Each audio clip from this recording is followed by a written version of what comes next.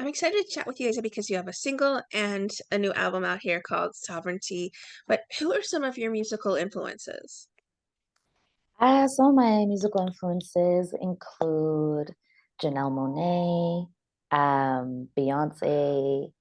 I love Burna Boy. I love artists who make Afrobeats music. Right now, it's like my jam, definitely.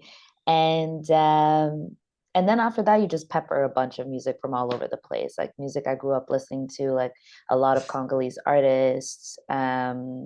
Stromae is another really big influence of mine. He's a Belgian Rwandan artist who's just, I don't know. Are you familiar with Stromae? No, I haven't heard of him before. He's huge. He's like this really influential artist. His music is amazing and he sings in French. And I pull a lot of my inspiration in French from him. Yeah. I know that your music has been described sort of as R&B, but also Afrobeats. Do you tend to have a way you describe it? Yeah, I like to call my music Afro bop. I call myself the certified Afro bop queen because bops are basically just tracks that make you move, that have a touch Yes. of R&B, that have some pop in them, and then you throw in the Afro in there just for the rhythms. So I would say my genre is Afro bop. Well, the Sovereignty single is out now. What kind of fan response have you been receiving to it? So far, so good. People are really loving it. They're really relating to it. I'm seeing a lot of, especially young women, sending me videos, strutting down the street very confidently. And that's exactly what I wanted to impart on my listeners. This sense of confidence and self assuredness that can only come from within. It's the kind of thing that once you tap into it, you're unstoppable. Well, talk about creating it then. What was the inspiration behind it? So, Sovereignty, the album as a whole came to me. The concept was right when the pandemic hit. And, for me, I was juggling a lot of feelings of powerlessness. Mm, And it made me want to figure out, what does power mean to me? What does it mean to be powerful beyond, just saying, oh, this person is powerful because they have a lot of money, but true real power that can't be bought, but that can only be cultivated within oneself. What does that look like to me? And sovereignty was in a way me honoring my lineage and my mother who I lost when I was very young. And yeah, and so it was just working on these different songs on this body of work has been a journey of me claiming supreme authority over myself, which is what sovereignty means actually. yes. And so it's just been this, each song represents a lesson I've learned to become the empowered, unapologetic version of me that I am today. And yeah, it started in 2020 and it was just like a me spilling my guts onto paper and then recording most of the tracks in my closet because the acoustics were incredible.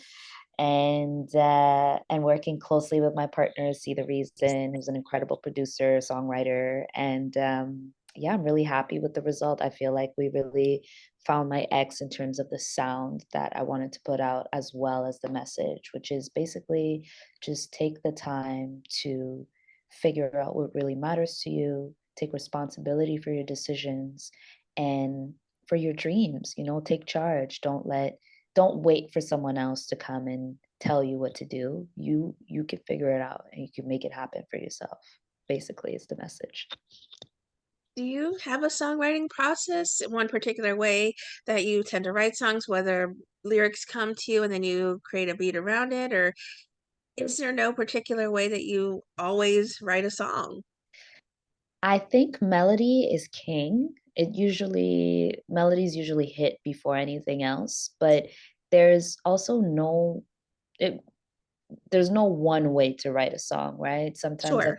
I could just be walking down the street and I have a word that pops in my mind and it just from there I'm starting to picture the story that I want to tell. But in general, I'll usually get an idea for a melody or a few words and then I start hearing a beat in my head and then I'll run to Chris who's my producer, and I'll be like, "This is what I'm hearing," and he's like, "I, let me just, cook a little something up," and then we sit down together, we geek out, we'll take some we'll have fun bringing in elements that aren't necessarily instruments, but use them to make sounds for the beat. So these are parts of the process that I really enjoy is when we become children and we can grab something and just like bang on it and be like, okay, record this, and then he kind of puts a filter on it and it just becomes this whole other thing. And yeah, so my process lately has been a lot about how much fun can I infuse in this? How much playfulness can I put in the writing and in the music? And some songs come out a little quicker, a little smoother, more in a flash of inspiration, and then others I have to actually sit down and really like craft what it is that I want to say. And those moments are a little more challenging, but it's so satisfying when you get the right lyric Sure. or the right, melody. It's just like, there's just like a click and you're like, ah, we got it. And it sounds like you have quite a large hand in the production side of the music you make as well, going clearly to your producer and telling them, or at least working with them to craft what you find happiness in. Yeah, exactly. It's been a lot of fun, and producing is definitely something that I've been co-producing for a long time, but just in the last year, I released my first EP entirely self-produced called Corona Bops with my sister, and they're like 3 tracks that are really, for the dance floor. And on Sovereignty, the album, there's actually the song I Want Your Love that I produced as well. And I don't know, I caught the bug, I want to see where it goes. Now that I'm like tapped into my sovereignty, I want to see as a producer how much further I can take it. So I'm excited for that.